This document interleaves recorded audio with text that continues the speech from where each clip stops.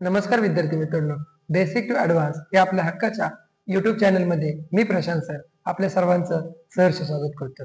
विद्यार्थी मित्रांनो, आजचा हा व्हिडिओ इयत्ता 5वी पासून स्पर्धा परीक्षेची तयारी करणाऱ्या अशा सर्व विद्यार्थ्यांसाठी आहे ज्यांना गणितातील चिन्हामध्ये खूप अडचणी येतात. अशाच या गणितातील चिन्हांच्या नियमामध्ये आज आपण पहिल्या भागामध्ये पाहणार आहोत बेरीज आणि वजाबाकीचे नियम, तेही उदाहरणासहित. तर सुरुवातीला पाहूया बेरीज म्हणजेच ऍडिशन. तर पाहूया विद्यार्थी मित्रांनो बेरजेमधील पहिलं उदाहरण. आता या ठिकाणी मी एक उदाहरण घेतोय. 16 अधिक 10 बरोबर किती? आता पहा, तुम्ही म्हणाल सर इतकी सोपी बेरीज तर मी लहानपणापासून शिकत आलेलो आहे, पहिलीच्या अगोदरपासून शिकत आलेलो आहे, आणि तुम्ही तर आम्हाला विचारताय 16 अधिक 10 किती? सांगाल तुम्ही 16 अधिक 10 बरोबर 26. मलाही मान्य आहे, परंतु विद्यार्थी मित्रांनो यामध्ये सर्वात महत्वाचं सांगायचं म्हणजे कोणत्याही संख्येच्या पाठीमाग या ठिकाणी धनचिन्ह लपलेलं असतं. ते नेहमी लपाछपी खेळतात आणि धनचिन्ह एखाद्या संख्येच्या पाठीमागे न लिहिण्याचा प्रघात आहे, म्हणून या ठिकाणी आपण ते चिन्ह देत नाही. म्हणजेच या दोन्ही संख्या 16 आणि 10 यांची बेरीज होणार आणि आलेल्या उत्तराला या ठिकाणी धनचिन्ह द्यायची आवश्यकता नाही, कारण धनचिन्ह हे नेहमी लपलेलं असतं, हे लक्षात ठेवा. म्हणजेच विद्यार्थी मित्रांनो कोणत्याही दोन संख्यांची चिन्ह जर समान असतील तर त्यांची बेरीज होते, म्हणजेच समान चिन्हांची बेरीज हा आहे पहिला नियम.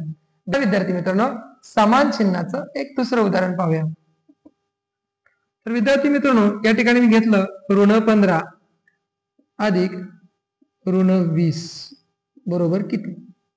आता पहा, जसं तुम्ही 16 अधिक 10 पटकन उत्तर सहज दिलं तसं या संख्येचं बऱ्याच मुलांना पटकन उत्तर देता येत नाही विद्यार्थी मित्रांनो. म्हणून तर या ठिकाणी नियम समजून घ्यावे लागतात ते बेरजेतील चिन्हांचे. आता पहा, वरचा आणि खालचा हे दोन्ही एकाच नियमाचे उदाहरण आहे, परंतु फरक चिन्हांचा आहे आणि गोंधळ होतो तिथेच, कुठे? चिन्हांमध्ये. तर पहा, ऋण आणि ऋण म्हणजे विद्यार्थी मित्रांनो चिन्हाकडे बघण्या अगोदर समजून घ्या नियम. नियम काय सांगतो की कोणत्याही दोन संख्यांची चिन्ह समान असेल तर बेरीज होणार आणि उत्तराला तेच चिन्ह येणार. या ठिकाणी 16 या संख्येला धनचिन्ह होतं, 10 संख्येचं सुद्धा धनचिन्ह आहे, समान चिन्हाची बेरीज झाली आणि आलेल्या उत्तराला देखील धनचिन्ह आहे.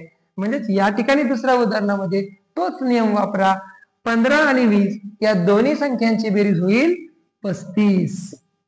आता पहा, दोन चिन्ह समान असेल तर दोन्ही संख्यांची बेरीज होईल आणि उत्तराला तेच चिन्ह येईल.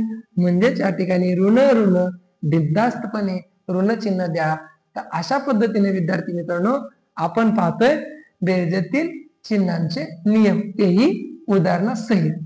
पहिला नियम आपल्याला सांगतो की कोणत्याही दोन संख्यांची चिन्हे जर समान असतील, सारखे असतील तर त्या दोन्ही संख्यांची बेरीज होणार आणि आलेल्या उत्तराला तेच चिन्ह येणार. म्हणजे धन धन असेल तर धन येईल, पण त्या पण देणार नाही आणि दिलं तरी चालतं, आणि ऋण ऋण असेल तरी त्यांची बेरीज होईल आणि चिन्ह मात्र तेच येईल. तर पाहूया वजाबाकीतील चिन्हांचे नियम. आता पहिलं उदाहरण पहा, ऋण 17 आणि धन 11 बरोबर किती? आता जेव्हा दोन चिन्ह विद्यार्थी मित्रांनो आपल्याला या ठिकाणी वेगळी दिसत असते, म्हणजे दोन संख्यांच्या पाठीमागची चिन्ह वेगळी दिसत असते, अशा वेळेस त्या दोन्ही संख्यांची वजाबाकी करावी.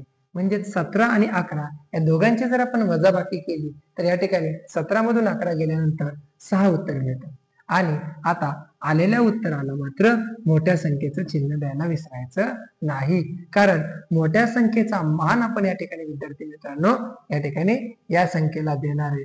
जर आपण मोठ्या संख्येचं चिन्ह दिलं नाही, मोठ्या संख्येचा मान दिला नाही तर विद्यार्थी मित्रांनो आपलं गणित बरोबर येणार नाही. म्हणून मोठ्या संख्येच्या चिन्हाचा मान द्यायला शिका.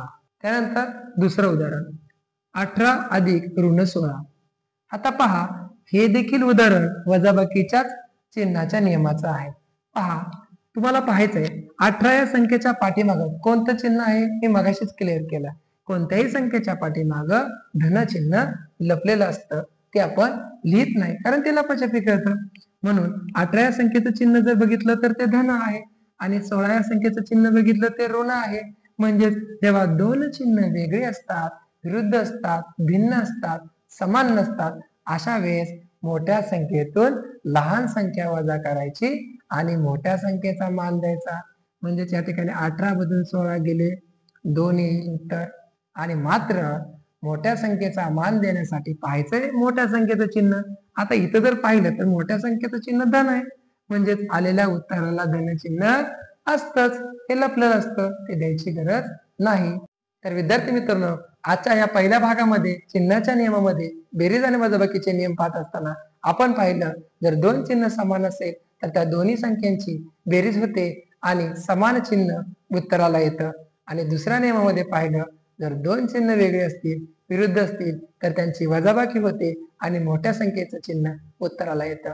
तर हा व्हिडिओ विद्यार्थी तुम्हाला कसा वाटला कमेंटमध्ये नक्की सांगा आणि या दिलेल्या 2 प्रश्नांची उत्तरे देखील कमेंट बॉक्समध्ये सांगा, म्हणजे या संबंधित येणारे नवनवीन व्हिडिओ तुम्हाला पाहता येतील. यानंतर पुढील भाग म्हणजेच गुणाकार आणि भागाकाराचे चिन्हांचे नियम आपण पुढच्या व्हिडिओमध्ये पाहणार आहोत. धन्यवाद.